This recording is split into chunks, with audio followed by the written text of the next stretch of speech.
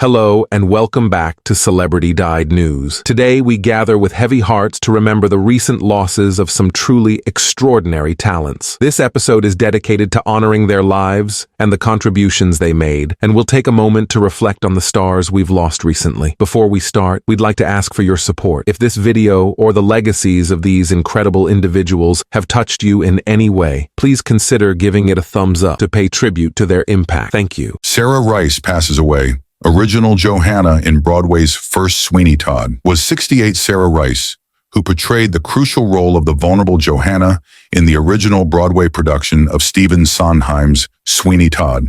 The demon barber of Fleet Street passed away on Saturday after battling cancer. She was 68. Her passing was shared in an Instagram post by her friend and fellow artist Rebecca Kane, who fondly remembered Rice for her passion for animals.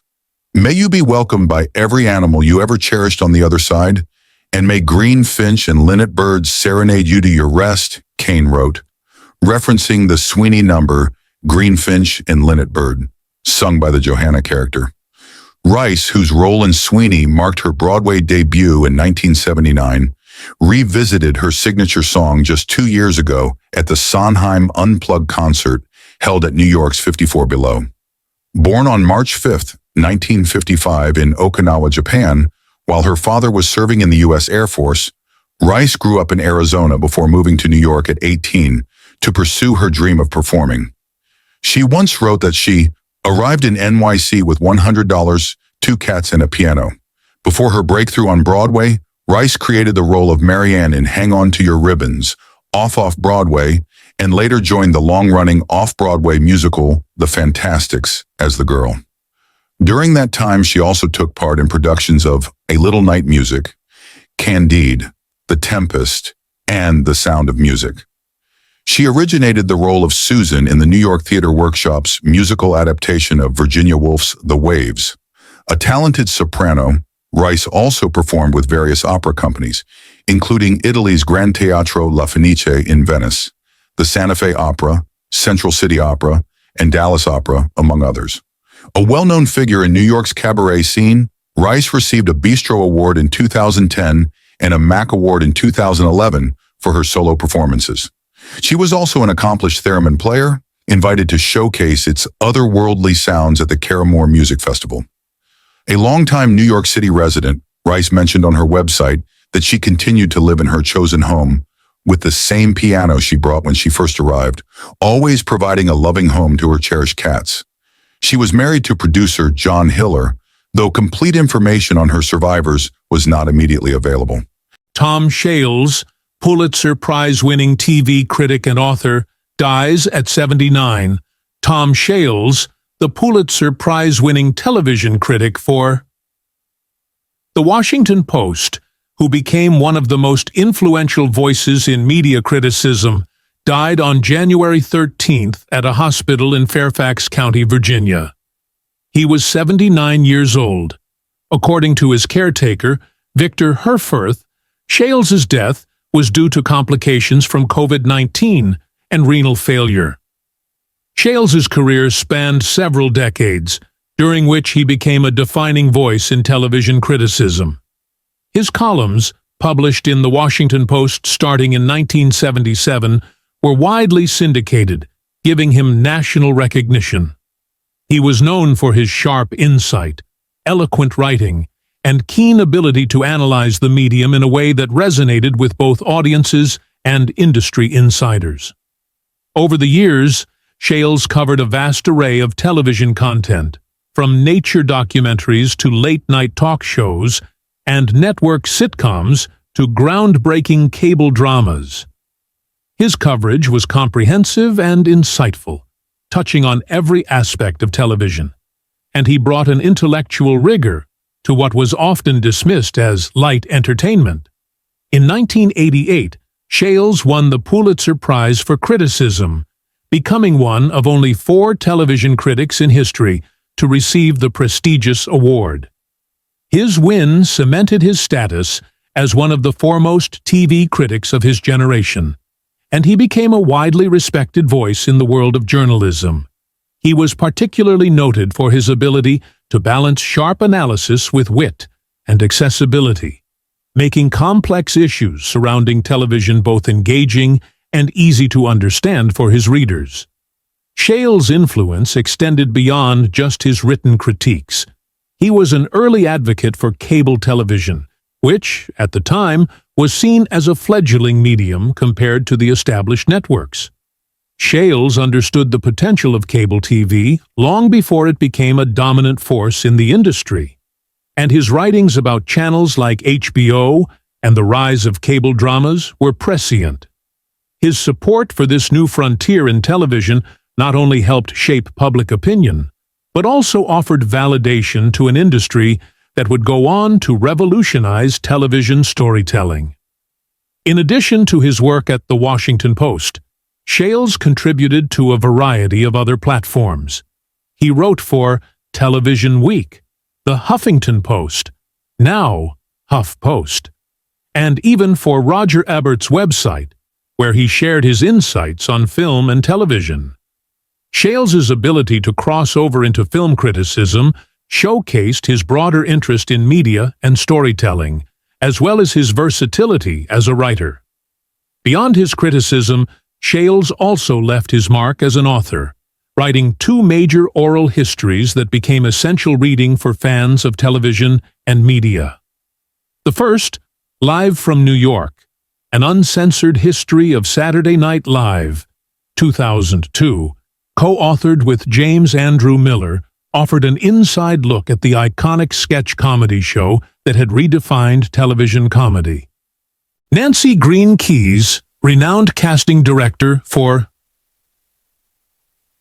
The Notebook and Rush Hour, passes away at 68. Nancy Green Keyes, a distinguished casting director, agent, and film producer with an impressive portfolio that includes major films such as The Notebook and Rush Hour, passed away on January 17th at the age of 68. She died at UCLA Hospital in Santa Monica from acute respiratory failure after a brief illness. Her family confirmed her passing. Green Keyes was born in Rhode Island and later pursued art studies at Brandeis University before relocating to Los Angeles. There, she began her career in the entertainment industry, first as an assistant to talent agent and manager Susan Smith. Her early work in the industry led to a position as an agent at the Peter Meyer Agency, and eventually, she joined Ambrosio Mortimer Agency. During her time as an agent, Green Keyes played a key role in nurturing the careers of many celebrated actors, including John Hawkes, Steve Buscemi, Angela Bassett, Samuel L. Jackson, M.C. Gainey, and Troy Evans. Her expertise in spotting and developing talent helped many of these actors achieve significant success in Hollywood. Transitioning from an agent to a casting director, Green Keyes, alongside her partner Matt Berry, made a lasting impact on the film industry. The duo was responsible for casting a range of prominent movies, including Rush Hour, 1998, The Family Man, 2000, John Q, 2002, Freddy vs. Jason, 2003, The Notebook, 2004, Alpha Dog, 2006, and My Sister's Keeper, 2009.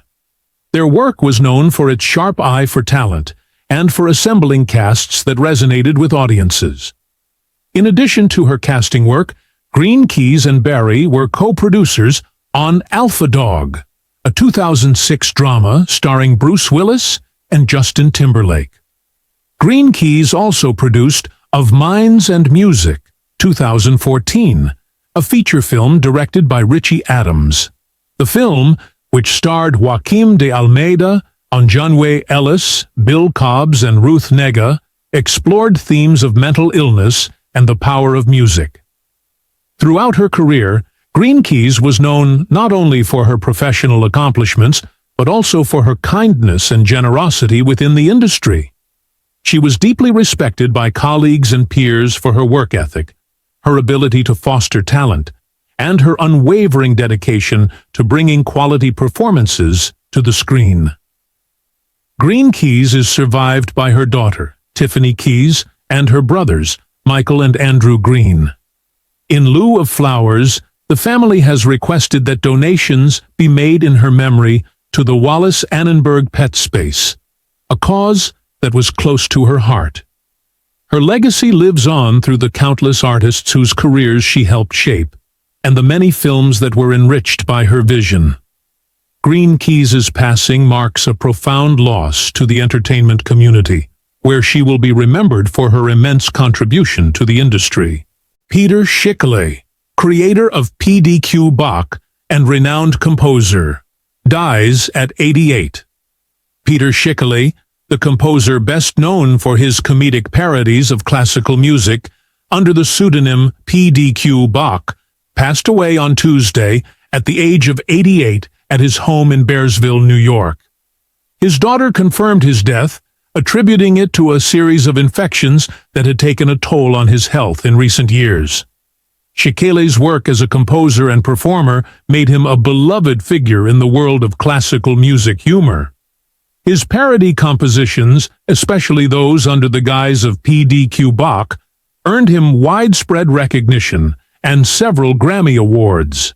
Schickele won the Grammy for Best Comedy Album 4 consecutive years, from 1990 to 1994, and again in 2000 for Best Classical Crossover Album. His musical style, which often poked fun at the formalities of classical music, was in the tradition of artists like Victor Borge, who sought to break down the perceived stuffiness of the genre. Among Schickele's notable works were compositions such as the No-No Nonette, the cantata Iphigenia in Brooklyn, the Unbegun Symphony, and Pervertimento for bagpipes, bicycle, and balloons. These pieces showcased his wit and unique approach to musical composition, blending humor with technical skill.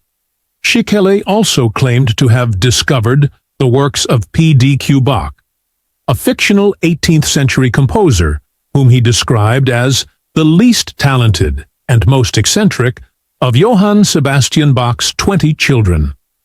Schickele's performances of PDQ Bach works included bizarrely humorous pieces, many of which he purportedly found in old taverns that the composer once frequented. The first PDQ Bach album, Peter Schickele, presents an evening with PDQ Bach, 1807 to 1742, was a live recording from his first town hall concert in 1965. This was the beginning of Schickele's long and successful exploration of the absurd and hilarious in classical music. Over the years, Schickele's PDQ Bach recordings became hugely popular, with several winning Grammy Awards for Best Comedy Album. These included 1712 Overture and Other Musical Assaults, Oedipus Tex and Other Choral Calamities, WTWP, Classical Talkity Talk Radio, and Music for an Awful Lot of Winds and Percussion. His album, Horn Smoke, which won a 5th Grammy for Best Classical Crossover Album, featured both serious and comedic works, including his horse opera for brass quintet and piano concerto. Number 2 first. 2.5. While Schickele's PDQ Bach persona was a major part of his legacy, he was also a respected composer in his own right. He composed over 100 works for symphony orchestra, chorus, chamber ensembles, and solo instruments. His serious compositions were performed by major orchestras, including the New York Philharmonic and the Cleveland Orchestra, and his arrangements were performed by folk icons Joan Baez and Buffy Sainte-Marie. In addition to his concert music, Schickele worked in film and theater. He wrote the score for the 1972 science fiction film Silent Running, starring Bruce Dern, and contributed songs to the Broadway revue O Calcutta. Peter Schickele's work as both a parodist and a serious composer earned him a special place in the world of music. He was beloved for his creativity, wit, and the joy he brought to classical music through his humor. Schickele is survived by his wife, daughter Carla, son Matthew, and 2 grandsons. his family and fans will remember him for his extraordinary contributions to music and for the laughter he inspired through his unique blend of comedy and composition. Martin McCallum, influential Broadway and West End producer behind Cats, Les Miserables and Phantom of the Opera, dies at 73. Martin McCallum, the renowned British theatrical producer whose work spanned over 500 Broadway and West End productions, has passed away at the age of 73. McCallum died peacefully on January 14th in Sydney, Australia, surrounded by family. The cause of death has not been disclosed. His death was confirmed by his family. Over the course of his distinguished career, McCallum made a profound impact on the theater world, contributing to some of the most iconic and successful stage productions in history, including Les Miserables, Miss Saigon, Cats, and The Phantom of the Opera. His work encompassed everything from colossal Broadway hits to critical favorites, and even two notable misfires, Spider-Man, Turn Off the Dark, and Huey, which nevertheless remained part of his legacy. McCallum's influence on theater was not limited to Broadway. His contributions to London's theatrical scene were even more significant. Born in Blackpool, England on April 6, 1950, McCallum began his career in the theater as an assistant stage manager at the Castle Theatre in Farnham. He went on to become a production manager at the Old Vic Theatre in London, which was under the leadership of Sir Laurence Olivier at the time.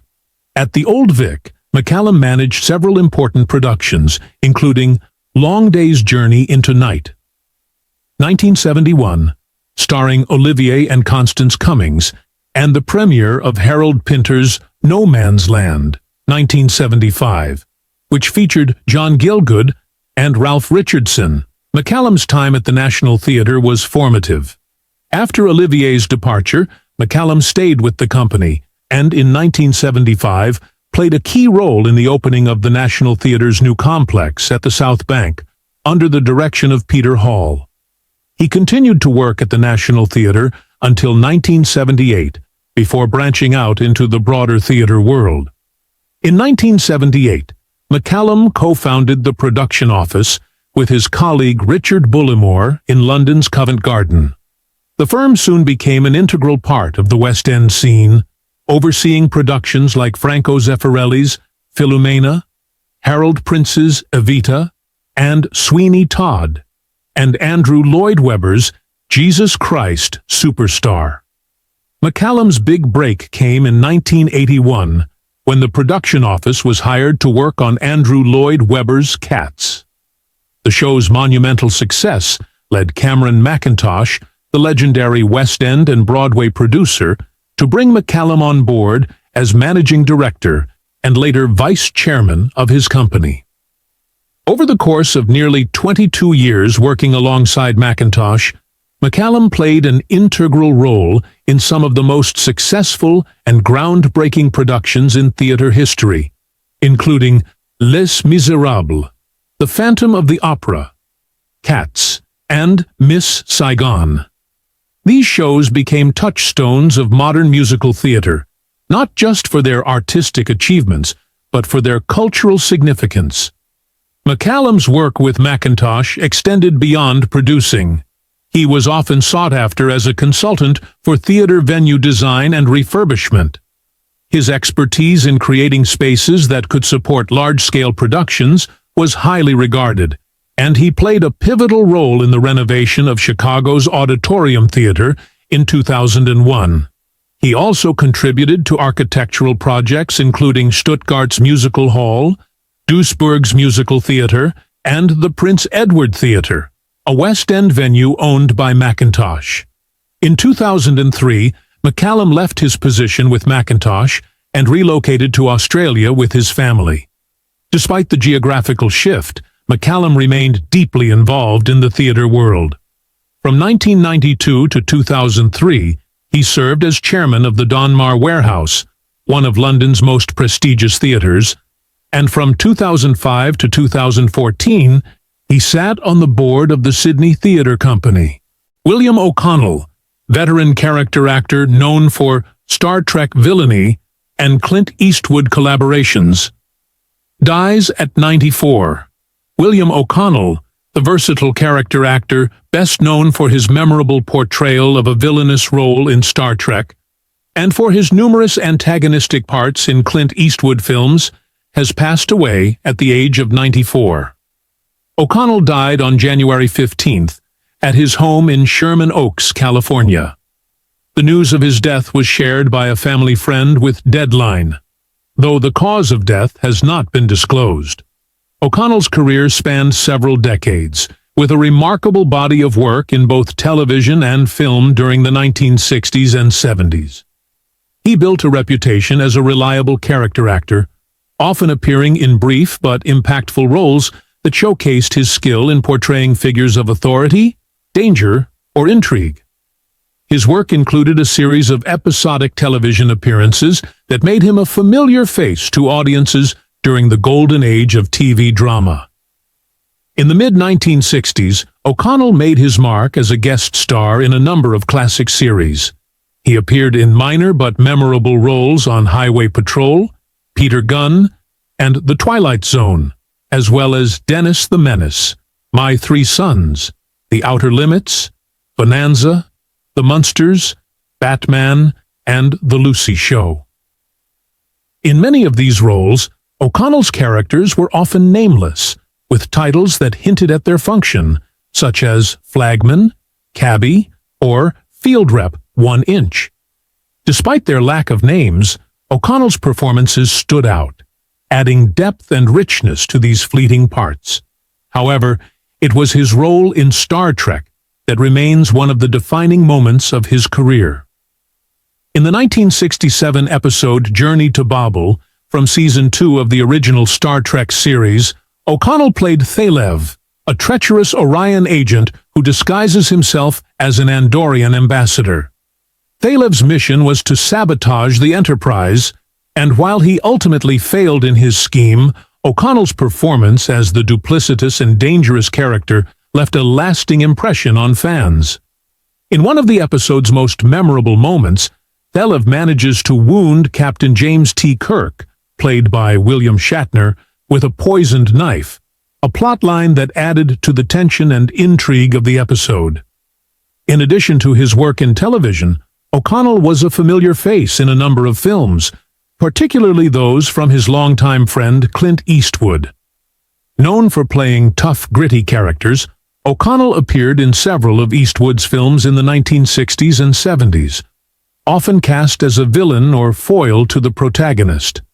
Some of his notable roles in Eastwood films include Paint Your Wagon, 1969, High Plains Drifter, 1973, The Outlaw Josie Wales, 1976, and Every Which Way But Loose, 1978, as well as its 1980 sequel, Any Which Way You Can. Though his roles in these films were sometimes brief, O'Connell's presence was always memorable, bringing a sense of authenticity and grit to each character he portrayed. Born on May 12, 1929, in Los Angeles, O'Connell's early life was shaped by his service in the Korean War, where he served as a first lieutenant in the 45th Infantry. He earned numerous decorations for his service, including the prestigious Bronze Star, a testament to his bravery and commitment during the conflict. While O'Connell was best known for his roles in front of the camera, his contributions to the entertainment industry extended beyond his acting career. Over the years, he built close friendships with many fellow actors and filmmakers, including Clint Eastwood, and was respected for his professionalism and work ethic. His ability to bring complex, often antagonistic characters to life made him a sought-after actor in a wide range of film and television genres, from westerns to crime dramas to comedies. Though he may not have been a household name in the traditional sense, O'Connell's performances made a significant impact on the projects he worked on, and he earned a loyal following of fans who appreciated his contributions to some of the most iconic television shows and films of the era. Whether he was playing a scheming villain on Star Trek or a gritty outlaw in an Eastwood Western, O'Connell's versatility and commanding presence were a hallmark of his work.